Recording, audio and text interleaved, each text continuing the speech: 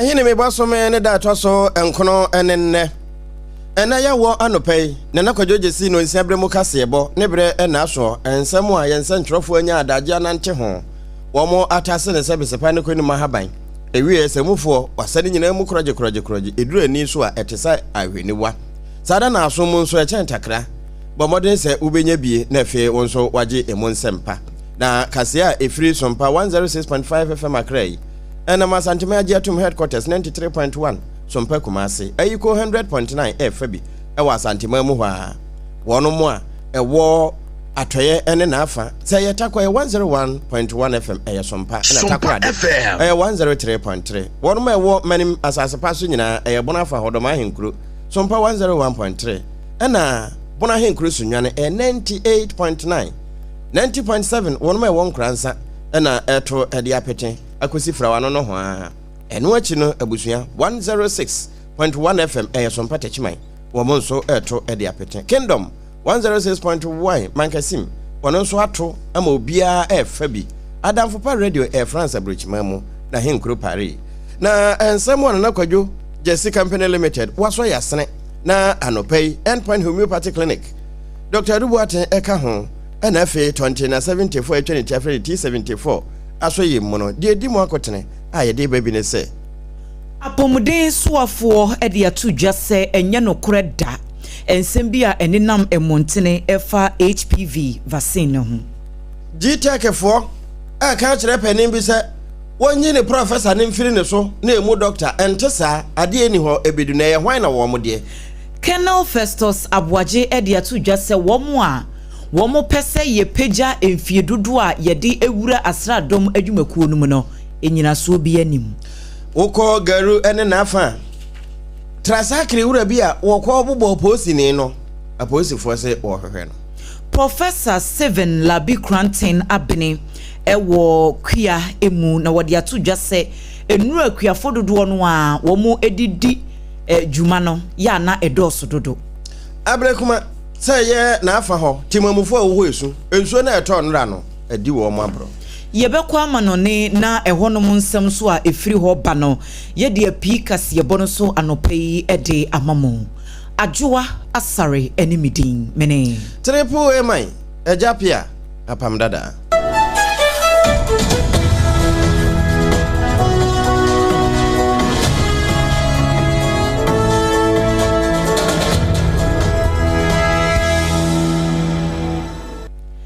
Afei kasiebono enchiremu ankasa enie osofo ya wo shapomden ensem so kwabena minta akando ene de atu dwase enye no koreda nsem ene na mabefo nkrato bia hodo so a efa human papilloma virus vaccine ya wo mo eba be wo wa ebim kura ahyase gidigidi no wose nipa bi mo ekeka se empane no kura no wokọ wa enya de se awo ubenya bia wo ena nyarewa hodo bi nso ebetimi aba wo nipadua ni mu ni tichu pa ene emano wose sansem ni nyina no nokura bi anim na ya wo manfo etena social media so no mo keka sansem ya eyade se ebu wo manfo abam se wo mde wo ho ebehye dwumadie no emu na ye mo anim sem se HPV vaccine no yedi kan aka ho asem se enkoda ye mai wa wo madi fimfishia no enkron ekosi edunan ena pomudin atena no ehwe se wo mbe wo sankrofo we nyina no empane na aboa asi kokoramu a eto ema awode no ano ya brofo kasem ye friend cervical cancer no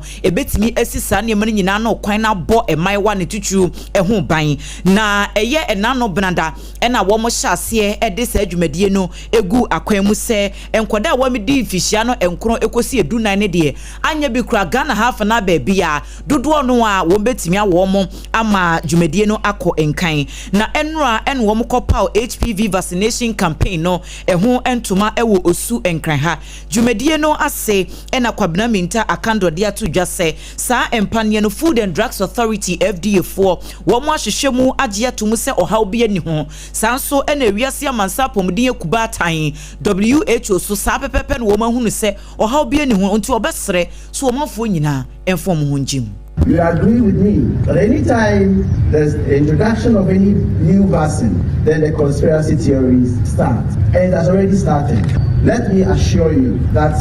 this HPV vaccine is safe, it is effective,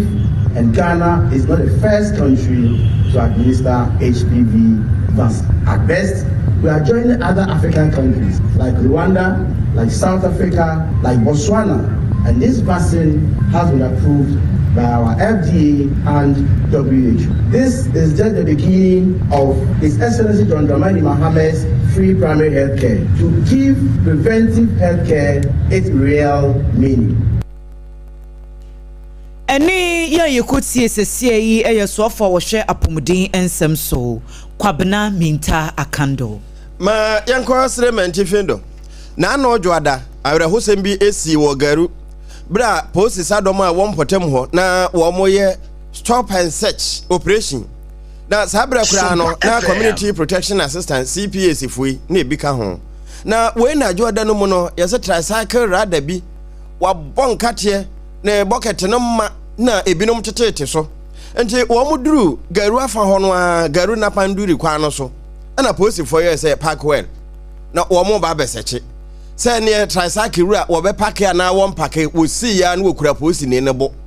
say ye ka say nsuo bro wa men ka say pampam me wo mo ye ne bi pa ewie wo to ne tricycle so pabam wa pe ba bi afa eno na posi sadom a e wo sremanti fin chichuru de ne nsa shakrata yase Chief Inspector Abdul Rahman Sumaila ono na woni amansa di nkuta ho e oposi sadom no afa ho wo atifin epue mantemu no wo chese sesei wono mo de search pa ye hwehwe tricycle radar no ba bia wakwa kwhye bia e wo se wo mo twe no e de ne begina mranim ma wo hu se de sabio ye mono no ya ye nsum no enti wono ma hyase na wonani nsanso ba bia wo bia no wono mo hia no saa na wo nso wate ne ho mpopo ya na wo hunu ba bia o sha ti aposifo na so na emra no entimi enye dwuma. Chief Inspector Abdul Rahman Sumaila, Public Affairs Department, Upper East Region.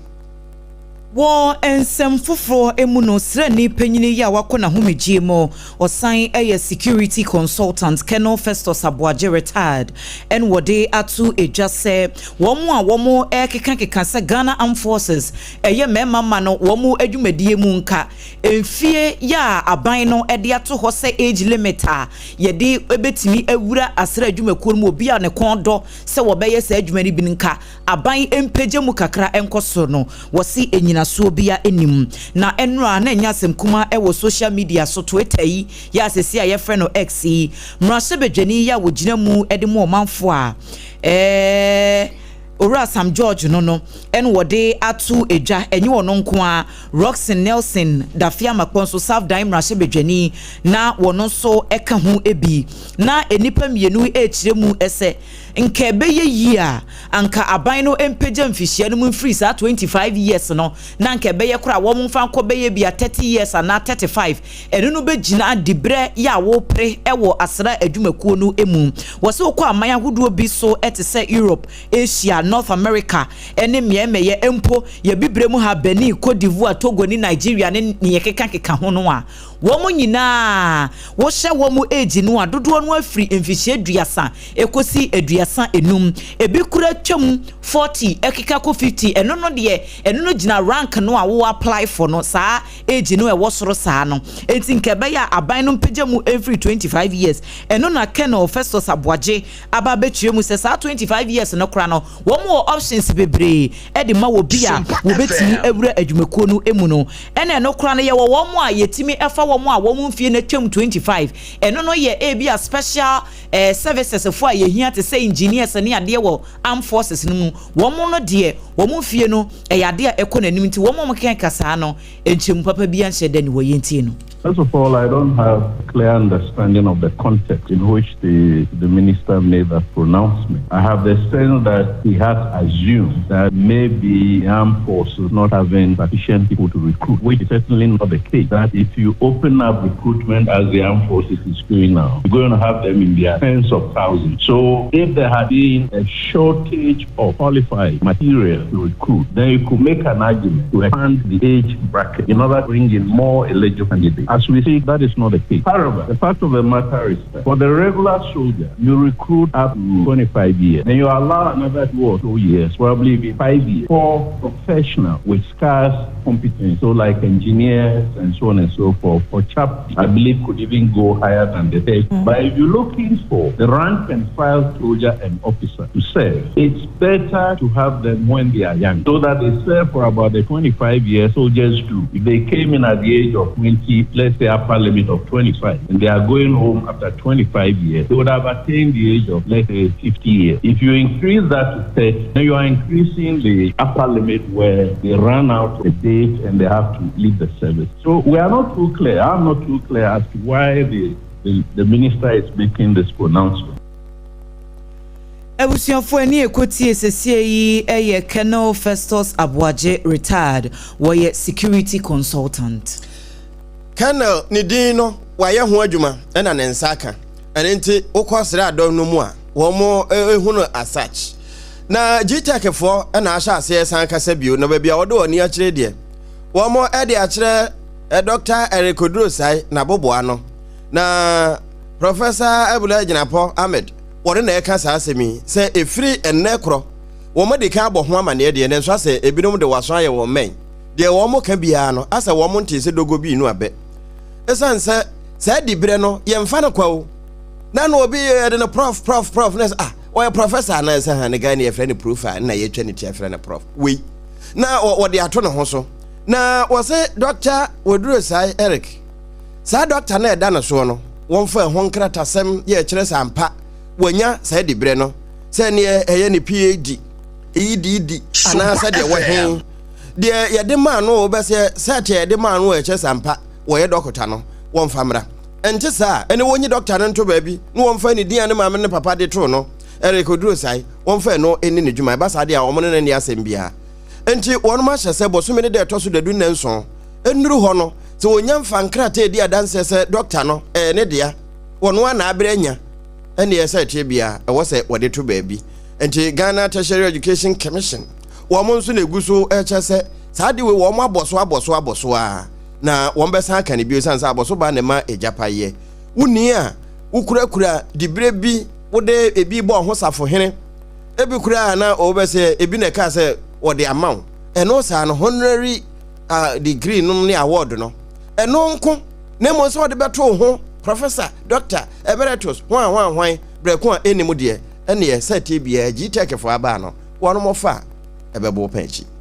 Yetwa anopa no nsia kase bono so ewo sompa 106.5 FM Accra. Na Professor Stephen Labi Cranton head of department Emma Crop and Soil Sciences ena eba enuaba hodo so ayeduadua no a opanyino wa be ne hwehwemu yie pa. Wode atogya ya wo kyese kuafo dodo no ewo mayi emu. Sede wo musifa yusu nro edigu wo mumfudie eso no ya na ebro so. Wabra wone nsemtwofo etwetwe nkomo no. Wode atogya se enya bone se wo ye wafuo anase wadua wo no baye na opesa wo de niam kakra petepete so se de be ya no baye no betimi adoso nanso ya na wo mo hye no ama sesei kwadu kura ya mre ya ne ya hye na duro na abre se gon wo behu na ho kokoko bebie mu no testi ba kokura enim wo se sa ne ma nyina eyade ha pomden na wo ya pomden ne ma no so esi nchen ya yensu ahodo nro no edi gunsa ase no so bro so no ya na sei anwea no essence asana ma bi sane ekogu yensu ahodo no mu wose we no eyade a ebetimi de ohaw ne nsusuaso bone bebre abra wo manfo apomden enti wedie adesrede ene ode to akuafo anim se ya wo mo nhye na wo mo nye niema yi chemicals na ye use no ewo nkrabata mienu a emiensa ha yen effect yen e create problems ma yen wo apply chemical no eye farmer no na yenya ye di no baye no eye consumer no na environment no a yetimu no o start no ka soil no ka ho asase no ya sai ni nyina nti hwe bebi a ewudro no so yenso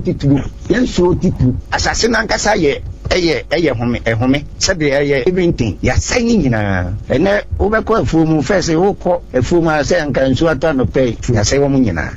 because of winter. Ene ye yikotie ye eye penyini pa woda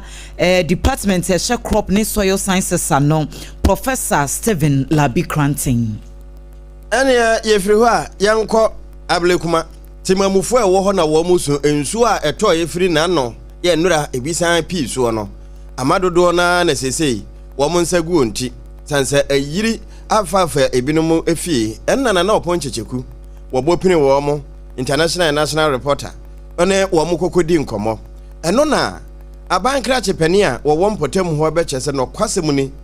saa ensu na eto ye ne de ede ade ni ho pa na abre won titru Gansantra ene na afa Honorable Emmanuel Adotalote ona na eka saa asem no wo chese animu ya no wo ka ede a kire timamufo e wo ho se won be de won betimi bia ama hoto mapa etimi atweneti na ensanso bia wo mpotam ho a enso no toye ede bibia ene ho abre wo mo no timamufo a wo mo wo Ablekuma na afa wo mo ka de enti a wani abre wo sempanimfo eba won sra ba mu Yawache, Bridgeway, and never want some. Ya names Nidnico. Bridgeway, because of that, in Nipa, who are crying easy. Ya suffers are in Pefu area, Biamwa, in about last week, crime, and no complain, Boga Casas soon. It's never turning higher than Edenico. Until you set in 24 more areas, I said, the Fetcher, or could be a year, be doing soon, almost no more than 1 more. Now, Yamban soon to me for Bridges, which Marcos 2 months from Jada, Abayas and Botoma.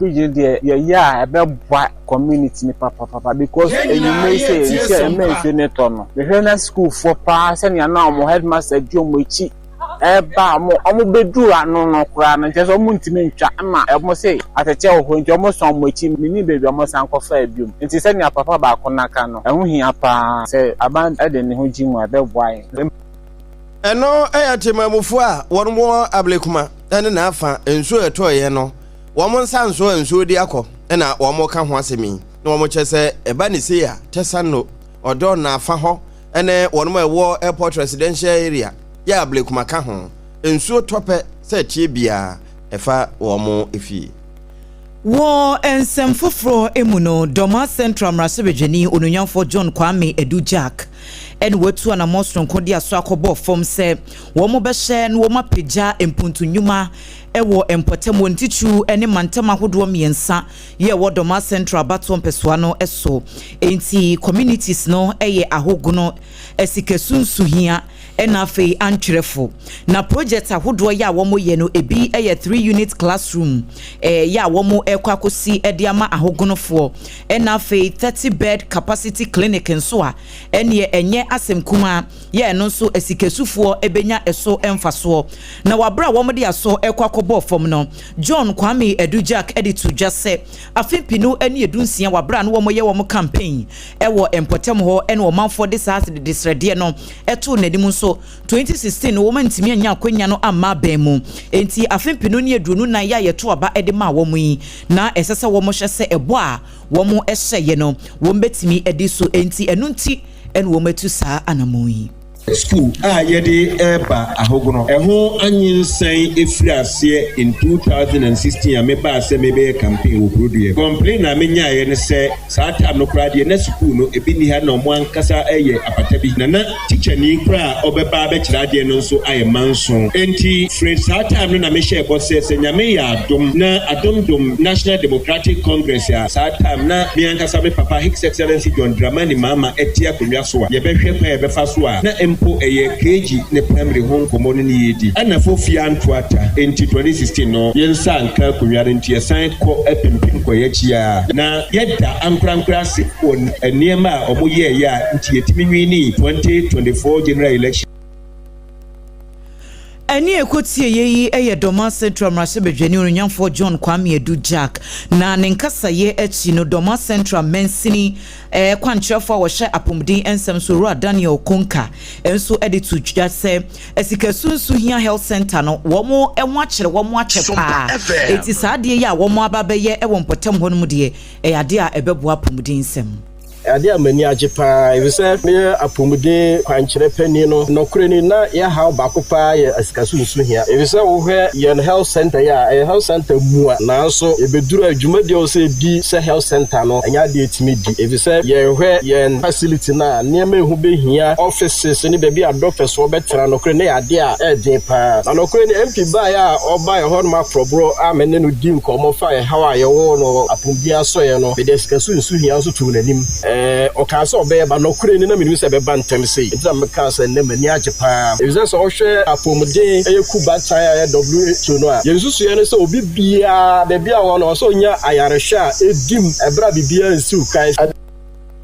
Doma Central Municipal Health Director Ora Daniel Kunka ene yetini nkeni kwakra mu en assembly member yo wo Antwerp electoral area Ora ya winsia enso ejina ne manfo anemudi aseda emudru emamrahye bedwani a wo mpotemu Aseda kese pa na Antwerp man de bema His Excellency John Dramani Mahama mrahye bedwani a oya ya de hye amamuo no se de ye che boni beka se cake no ya na ne che no akwa bibia ho se onipa nimu a ya na edin pa se onza beka bi na nyame adom kakra na edi kan a be che no na ene Antwerp man se de ye hu no ya pon kakra e de abre se yeso ye nyi hyefa na ye mfa mu akro no mpuntuo eno ndi ye beda yewura MP ne mpanifo ase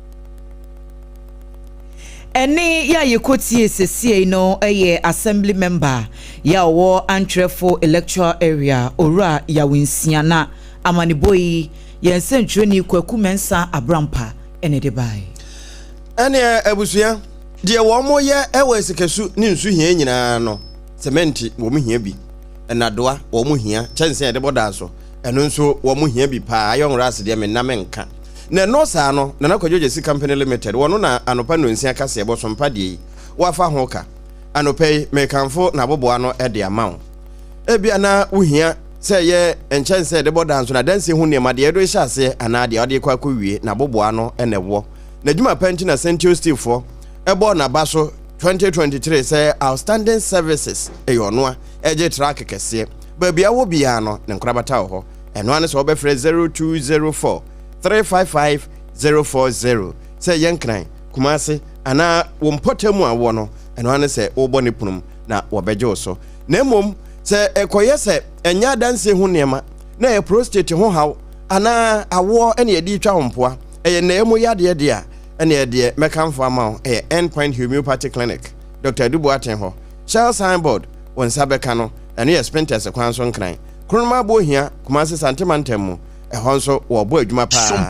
enti kona wone doctor nhia physiotherapy massaging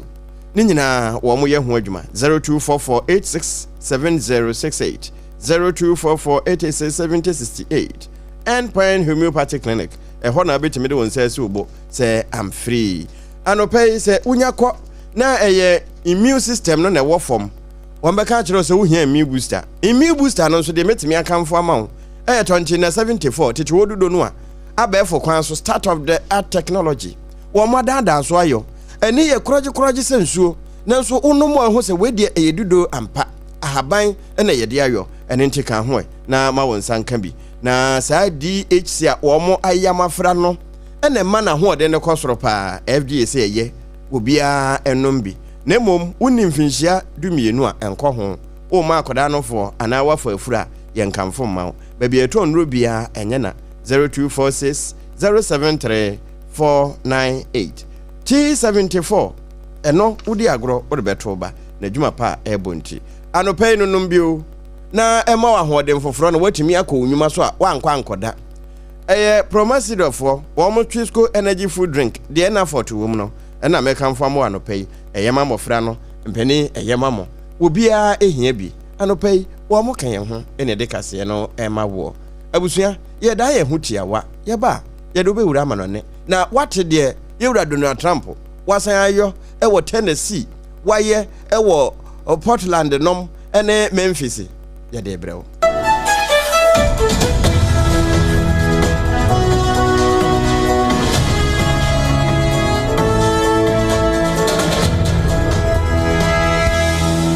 Endpoint Homeopathy Clinic Ghana had obi anim sesa ye prostate na baby omutimi ye screening ema hu ni ye etu ase a na eye Endpoint Homeopathy Clinic anase eye kidney eye liver problem wo fa baby na adjojo na de fa ne premature ejaculation no a ba ma bi a wo ne wodofo akwakwahia ase wo di ne ho agro ase wo tonte ene ye bra Endpoint Homeopathy Clinic na ye moa wo ema ne mema mo pa wo eye Endpoint Homeopathy Clinic wo mo da mufua yare bia infections bi ne wo ho anase bia wo hwa wo fa baby na adwodwo kidney problem prostate de Endpoint Homeopathy Clinic kuma se ubehu Endpoint Homeopathy Clinic ewo kronoma bohia na Accra hanso so de wo mu gina mu ankasa ewo Spintex bebre friend share signboard no uduro na ubusasa wo pe Endpoint Homeopathy Clinic obia ebechiro for Endpoint ewo 0244867068 and 0274234321 Endpoint Homeopathy Clinic wo mu dem Ewra me pacho bra na me hwa de wo bag im bra aden enanso biem time heba me hye ya me ka se yi ba akun ani wayi me ensen bra sanya time heba me hya esi agye me ni me fiefo enya de abaako ebeso yen we de udi se ofa ni nyina time heba me hya me ka se me di one dance ya heaven ena de mekwa akopie enti se malaria we draw ne time heba mixture enye enunku o de nanum ato a wontimi anidie no time heba mixture duro no ena ye ma o oba a wafa afuro de o ma akwada anofo ene akwada a woni mfie dumienu entimi num aduro yi bi se obeto aduro yi bi anoma hwe se wakọ hospital anase lab am ye hu se wo atridie malaria yi bi ansa se o petam heba mixture enu dudu atu a fo ani kire KNG Herbal Center ewo Emrom Abidjan House ana ba akoso wo atonsu Monaco Junction eno echi obenya bi atowo over the counter medicine sellers any herbal shop dodo na emu Fre 0244417669 Kayo set time no TIME time herbal mixture afi malaria fever bi adani ziba ewo mu no betu akọ FDA agi adwadie nkratoa yi atu na ehefa na moko Yekoye training wa garden ni mu. Na me pray ne. Mama, javelin. Oh, sa. Na plate no so e. Mama, enye plate o, discus. Yeah, training every say bese inkunim difo. Mo asemunim se, ansa na mo bedi inkunim no. Mo hia hodin bebre. Se ye chocolate taste ni tu nchen a. Ene fota, e what Swiss comunu kra energy boosting vitamins, ni minerals a. E pon kunim difo. Mama, yeah, that's it. Me mofre ya pomudi hu hear me. Twisco, power your dreams. FDA aji ejedi inkrato yato. Tontonte. Yenum nsane e fadwen. Ne e fadwen mpa. Se na nim se brebi beba ama tonti na 74 upa ye ne simple. T74 abeye adru. Tonti na 74 ana T74 asa twe ya dwene esina nanom dodo so. Se de na dodo bua ma na nanom enyare basabasa no saa na tonti na 74 ana T74 ebu anipadua no. Emo immune support enti obi onum bie no abrebia ne ho den. Tonti na 74 yin so ya ye no sensuo krokro wa kama enti ba bia wonam bia obetimi de wade akọ. Samene wa anka fi na ekroyi eda no nko na wie ye wa bra mennom T74. Se mennom tonti na 74 menya hodin mennom ne da bia. T74 yi eye hahama ene ye de aye na DHC ena aframa na ye kama saa no. T74 ahodin ni apomuden ko a. Wokọ pharmacy ana ba bia to nro bia ubenya tonti na 74 yi bia to. T74 yi enye ma oba wafa afuro ana obi a oma nufo ana se obi a onya mfie dumienu. Eto phone 05016289931 and 02460734998. FDA agi adwadi nkratoyi yi atom.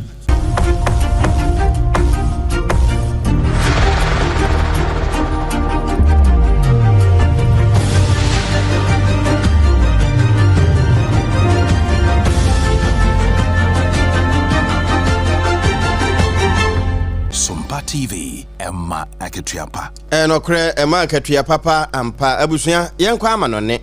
Na amanone no yekọ yewura Donald Trump ni kurom America. Mampeni Donald Trump na sesei wahya se adwumayefo a wo mo Linus wo mo nche won ye mamre ni won. De ntia wo kan we ni se won hu ne pefe se de nani asi abre ye opese wo pam wo mo en nkrata edi free America mamu no. Enya de a wo moboa amana ni so ade hunu no atumi abam no on de wo kan se wo hu se saafo ne opposition wo mo mpese enhyehyɛ pa wo di gu apono so ama America fa de tampa afira no ebebam enti Chicago mayor say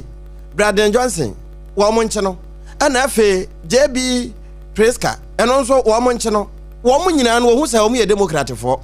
enti sade nani asi abre sade be na federal immigration officers no wo mo adwuma be kototen no unya kotisi kuro no mu a no wo mabo wonto apata eno no wo se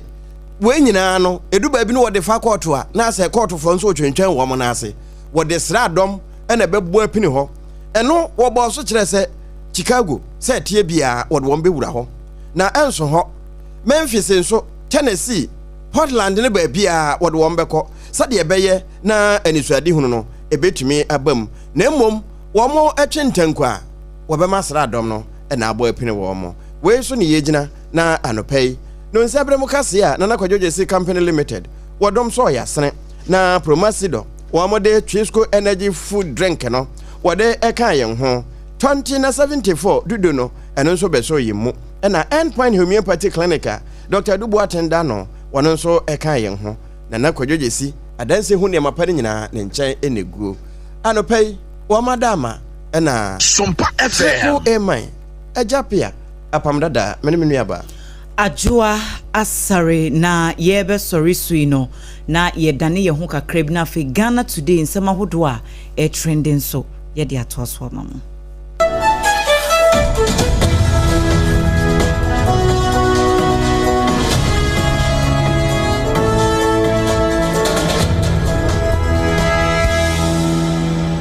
Hajia special local foods abakade enye aduane ne aduane o ye wa aduane ne wa aduane enye nwanwa se Ghana ha ahemfo eyi akese wede na kese party akese se wo pe baabi a wo be serve wo ma wo ho se ye buffet ene wo mo ye se ye local continental dishes a wo bi atwa nani a Hajia special local foods e wo hacho atomic kwan so ho no de entie fre ni local foods ne se enye wo mo ye aduane a na wo mo atentam tomatoes wa pro meko apro jena apro garlic apro no de aye aduane se eya abontine aduane edi yenye ne bisa dabi Hajia suro nyame etinye nwanwa se Ghana ha etitire se ministries agencies akese eyi ahemfo na nanom ahema mo wo mo tenase ne wo mo si ye bedidi ye didi eziban ye didi a wo mo se momfra Hajia special local foods efise hono ena aduane no ekoyie Ghana ha ba bia wo mutimi serve Hajia special local food pese wo fra eye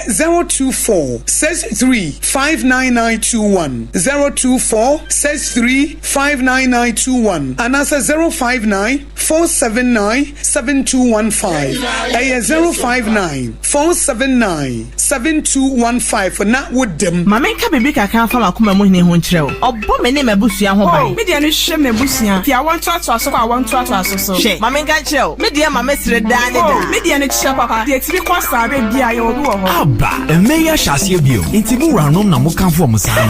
oh Debbie Pepsodent 200 grams for no asem na yeka you eye kokoko Pepsodent kokoko promo no nie eye Pepsodent kese dada no a na ye de 25 grams aka ho jiwodie na ba obusia ho ban na hye wo semu de FDA agi dwade nkrat wo yi Endpoint Homeopathy Clinic Ghana ha de obi anim sesa ye prostate na ba bi omutibi ye screening ema hu ni ye etu ase a na eye Endpoint Homeopathy Clinic anase eye kidney eye liver problem wo fa ba bi na adwodwo na de fa ne premature ejaculation no a ba ma bi a wo ne wodofo akwakwahia asa wo di ne ho agro asa wo tonte ene ye bra Endpoint Homeopathy Clinic na ye moa wo ema ne mema mo pa wo eye Endpoint Homeopathy Clinic wo mo dem fua yare bia infections bi ne wo ho anase bia wo hwa wo fa ba bi na adwodwo kidney problem prostate de eye Endpoint